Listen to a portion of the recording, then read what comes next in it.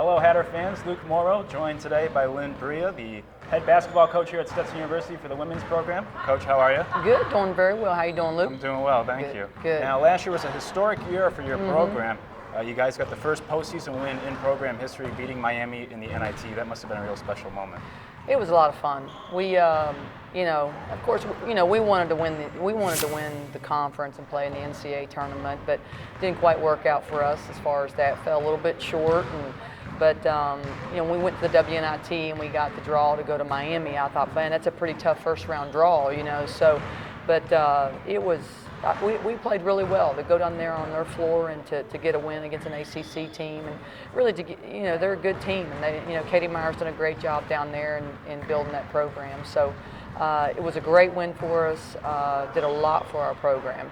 Well, you've done a great job here building a program as well. Last year was such a great year. What's the next step now this season to continue growing this program? Yeah, well, I think we've got to build on the momentum we had from last year.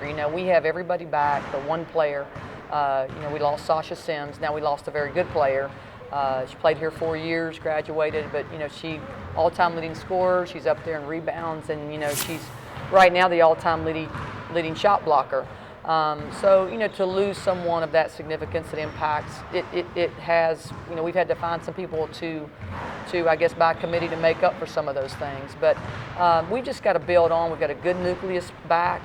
So I think this team is further along than last year's team at this time, but we're still not really great and smooth yet.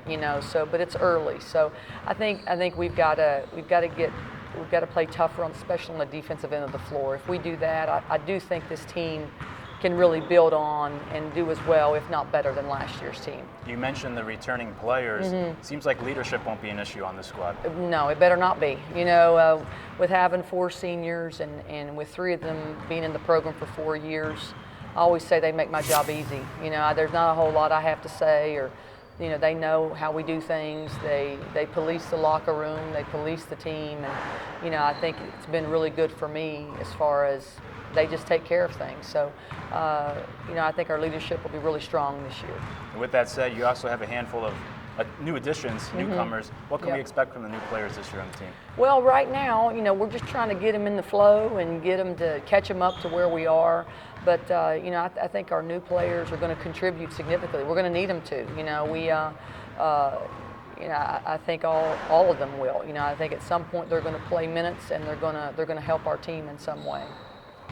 You were ranked second this offseason in the preseason poll. I got to imagine your eyes are on first place in the conference this year. They're always on first place, but I guess the rankings are, we notice them and we know what they are, but we don't put a lot of weight to it. We don't put a lot of stock into it, because I think you got to go out and play the game. You got to go out and do the job. Whether you're ranked first or you're ranked last, doesn't really matter. I mean, you got to go out, and it's really the best team at that time that wins. It's who plays the best at that time, and we just got to be better every day and take a game at a time and be good every day and get better every day. But we don't hold a lot of stock into the rankings. We really don't. Matter of fact, I barely look at it, and I don't know. I don't think our players really care too much about where they put us, and because I think you have to keep a perspective. With that said, humor me for a moment here. Florida Gulf Coast was the #1 team in those rankings. Yeah. 2 tough losses last year in overtime against them. This season, how do you match up with Florida Gulf Coast? Well, it'll be a tough matchup. I mean, it's a great question. I think it's, they lost 1 player too, just like us. They have everybody back, and I'm sure he's added some new good freshmen, as well. So they'll be good. I mean, they run a good system. So it'll be a tough game. I think those games always come right down to the wire. But I think our conference as a whole will be better. I mean, I anticipate as a whole we've gotten some new coaches, and they've added a lot of new players and gotten some really good players in there. So I really feel like that as a whole, it's going to be a better league from top to bottom. And let's get to know you on a more personal level. You're obviously busy. Good luck with that. You're obviously busy with the team here, building this program here at Stetson. But when you're away from the gym, what are your hobbies? How do you spend your time? Oh gosh, I really, grew up. I'm the last of 9 children. I am the 9th child. I'm not as big as C.J. Coddington's family, though. So, but you know, being the last of 9 children, I'm a very close family. We're sports junkies. I mean, I hate to be so boring, but I love sports. I really can't believe they pay me to do this because I love it so much. But I guess, you know, if I'm not watching sports or studying film, which is really what I love to do, you know, I like hanging out with my family. We do a lot of games, you know. We're a very competitive family. We do play a game called Bible Challenge. And, you know, obviously it's biblical, but there are major fights within my family in Bible Challenge, just so you know. So, you know, but I think for me, I love all sports. I really do. And do you have a favorite movie you like to watch during your downtime? You know, not so much on movies. You know, I do Netflix when I'm not watching sports. I do watch some Netflix, you know.